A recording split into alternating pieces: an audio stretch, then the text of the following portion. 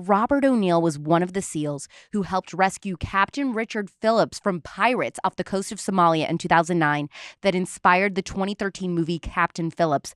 And another one of his most stunning and perhaps most recognizable accomplishments is being the man responsible for firing the bullet that killed the number one terrorist in the world, Osama bin Laden. He is a living, breathing American hero, and I am so honored to have him joining me today. This is Robert J. O'Neill's story on The Spillover. So explain what a Navy SEAL is for people that do not have family in the military and aren't familiar. So every branch has their special forces. Like obviously the Army has Green Berets, they have Rangers. Marine Corps has Force Reconnaissance. Air Force has Pararescue. Navy has SEALs. And SEAL is an acronym like the animal, SEAL, but it stands for sea, air, and land. We specialize in the water because we're Navy, but we also skydive for air, and then land, we can work on land anywhere. We kind of specialize in that. So because we can do everything, it's the hardest military training in the world. It's about 8 months long from start to finish. You get there a few weeks early for prep. This is after boot camp. 8 months long, and the attrition rate is about 85% of the people don't make it through. Why aren't they making it through? What is it about it that makes it so hard? Well, an average day is not including waking up and brushing your teeth and all this stuff. You are at the workout at 5 a.m. Workout till about 6:30. You have to run a mile to breakfast, a mile back, and then you work out all day. Anything from 2-mile ocean swims to pool swims to different drills where they tie your hands behind your back and your feet together, throw you in a pool for an hour, and teaching you to exhale so you can sink, floating, tied up, swimming hundreds of meters. Running around with boats on our heads for miles at a time, obstacle courses where if you fall off, you're going to break your neck. These big obstacles, like everything from high walls to high ropes to slide. They call it slide for life. If you're always getting beat, you're always running wind sprints, and that's lunch. Is that Hell Week? What you're describing? We're not even at lunch yet on day one. Then you run a mile to the galley, the chow hall, to eat, and then a mile back. So it's a mile to the chow hall. So you got to figure you're running 6 miles a day just to eat. Yeah, no way. That doesn't sound fun to me, but that was fun for you? It's horrible. And they're very creative with the stuff that they do.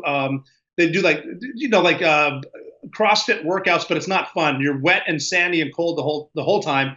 And that's Monday. And then Tuesday's the next day, the Wednesday, Thursday, Friday. But then Hell Week is, for us, I think it was week 7. And that's when you wake up on Sunday and you don't sleep at all until Friday. And the whole time, now this whole week, there's 6 guys per boat crew, and that's a team. They're teaching how to be a team, and you're carrying these big, heavy boats on your heads to the point where by Wednesday you got a bald spot it's rubbing constantly, and you hallucinate. You mean a boat like you're underwater underneath a boat? No. You're carrying boats over land. Okay. That's not normal, but that works your knees, your lower back, and you get stress fractures. You break toes, and it's just all the constant. But the thing, and there's very hard training. This is just the first few weeks.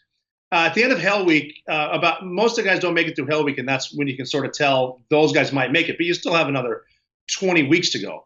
The thing about it is it's a mind game because you learn very early on that you can do anything if you keep your mind in it. Because if your mind goes, your body follows. You're not going to pull yourself through by strength. It's what's in your head. And so this course is very hard. It's in a lot of different movies. It's kind of famous. SEALs have become pretty famous. But the mindset is everything. When I first got there, once I got tricked by the recruiter, I didn't know how to swim. Yeah, this is what I don't understand. You kind of ended up there by chance. And so you're going through like the worst. I mean, these are extreme circumstances. How is your mindset? How are you able to get through that? Because you were just like, I'm here because of a breakup. Well, you got to yeah. And again, from Montana, we don't swim up there.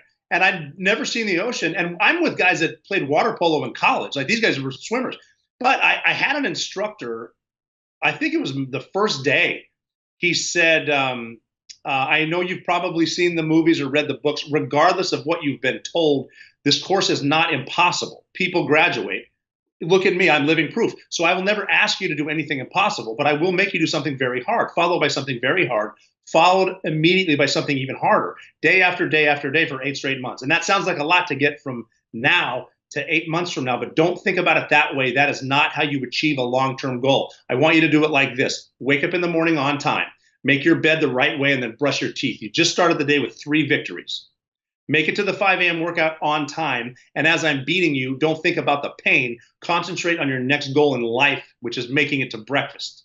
After breakfast, make it to lunch. After lunch, make it to dinner. After dinner, do everything you need to do to get back inside that perfectly made bed. And because you took the time in the morning to make your bed the right way, regardless of how bad today was, and it will be bad, tomorrow is a clean slate. Tomorrow is a fresh start. And when you feel like quitting, which you will, do not quit right now. That's your emotion.